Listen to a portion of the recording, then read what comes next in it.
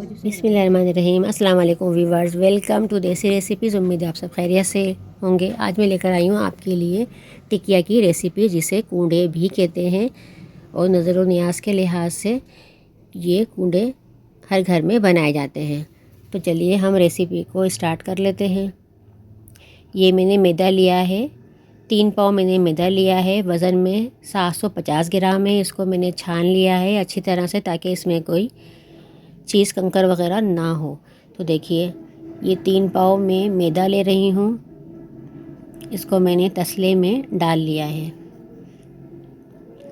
तो चलिए हम इसके बाद क्या ऐड करेंगे वो हम देख लेते हैं। सूजी मैंने ली है 1 पाव, जो कि वज़न में 250 ग्राम है। इसको भी मैंने छान लिया है छन्नी की मदद से। ये भी हम यहाँ पे ऐड कर लेते हैं। और ये है पिसी हुई चीनी, ये मैंने ली है 3 पाव, यानी 750 ग्राम। इसको मैंने पीस लिया है। आप भी ग्राइंडर जार में डाल के इसको पीस लीजिएगा। पिसी हुई चीनी डालने से बहुत अच्छा टेस्ट आता है। साबुत चीनी डालेंगे तो वो घुलती नहीं है और मुंह के अंदर भी आती है।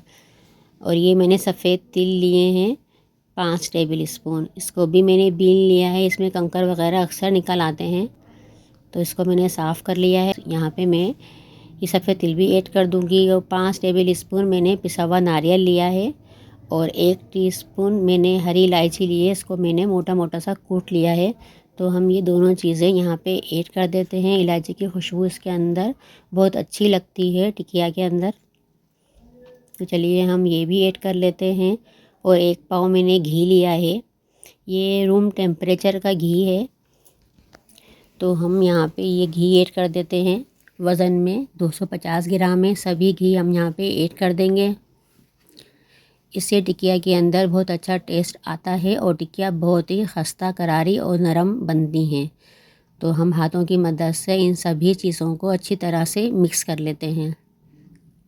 देखिए, हाथों की मदद से मैं सभी चीज़ों को मिक्स कर लूँगी, ताकि सब चीज़ आपस में अच्छी तरह से मिल जाए। मैदा, सूजी, चीनी जो हमने ऐड की है, खोपरा वगैरह, ये सब मैं हाथों की मदद से अच्छी तरह से मिक्स कर लूँगी, ताकि घी हमारा सब तरफ यकसा लग जाए।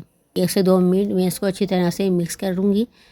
तो देखिए, इसकी मुट्ठी बनना शुरू हो गई है। इसका मतलब है ये हमारी डो बेहतरीन सी तैयार होगी। इस तरह इसकी मुट्ठी बननी चाहिए, तो इससे टिकिया बहुत ही अच्छी बनती हैं। अब हम यहाँ पे ऐड करेंगे रूम टेम्परेचर का दूध। दूध मैंने आधा किलो लिया है। ये मैं थोड़ा थोड़ा डाल के इसको गूँध लूँगी।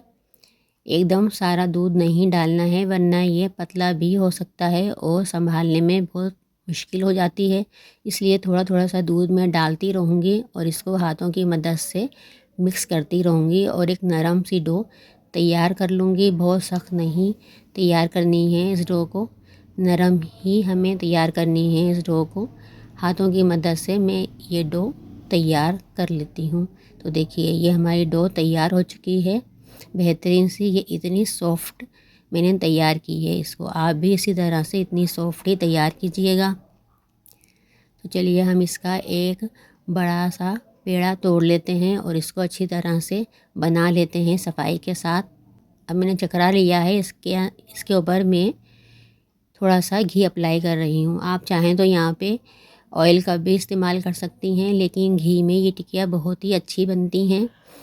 तो दोनों तरफ मैं इसके घी लगा दूँगी। अब मैं बेलन की मदद से इसको यकसा बेल लूँगी।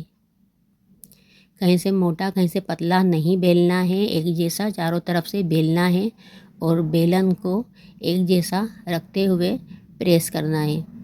अब मैं इसी तरह से इसको बेल लूँगी। तो देखिए, मैं आम तौर पे जो घर में गिलास होता है, इसी की मदद से मैं यहाँ पे इसकी कटिंग कर रही हूँ।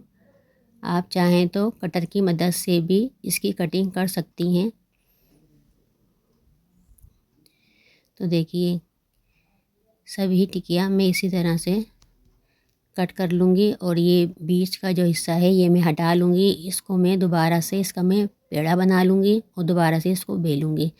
तो देखिए, ये हमारी टिकिया इस तरह मैंने बेली हैं, ना ज़्यादा मोटी हैं ना ज़्यादा पतली हैं। अब मैंने दूसरी मर्तबा भी इसको बेल लिया है और मेरे पास स्टार वाला कटर है, तो मैं इसकी मदद से स्टार वाला कटर से इसकी कटिंग कर लूँगी टिकिया की, जो कि बहुत ही खूबसूरत लगती है। देखिए, और बच्चे इसको बहुत ही शौक़ से खाते हैं। और ये है हार्ट वाला शेप का कटर, तो इसकी भी मैं कुछ कटिंग कर लेती हूँ।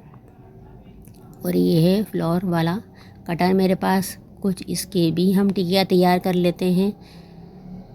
ये देखने में बहुत ही खूबसूरत लगती हैं और बहुत पसंद की जाती हैं बच्चों में, तो ये बहुत मकबूल होती हैं। हार्ट, फ्लावर और दिल वाले शेप की ये टिकिया।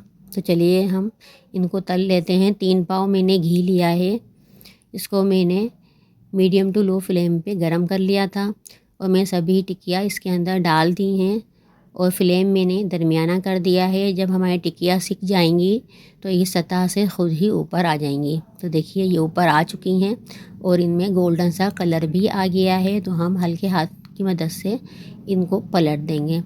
आपको मेरी रेसिपी कैसी लगी हैं ये कमेंट्स में ज़रूर बताइएगा और ये टिकिया ज़रूर बना के ट्राई कीजिएगा। ये इंतहाई सॉफ्ट और नरम बनती हैं कि बड़े बूढ़े भी इसको आसानी से खा लेंगे, ये इतनी सॉफ्ट होती हैं। तो देखिए कितना खूबसूरत गोल्डन सा कलर आया है। रेसिपी अच्छी लग रही है तो रेसिपी को लाइक कर दीजिए, चैनल को सब्सक्राइब कर दीजिए और बेल आइकन को प्रेस कर दीजिए ताकि हर नई आने वाली वीडियो का नोटिफिकेशन आपके पास सबसे पहले पहुंचे।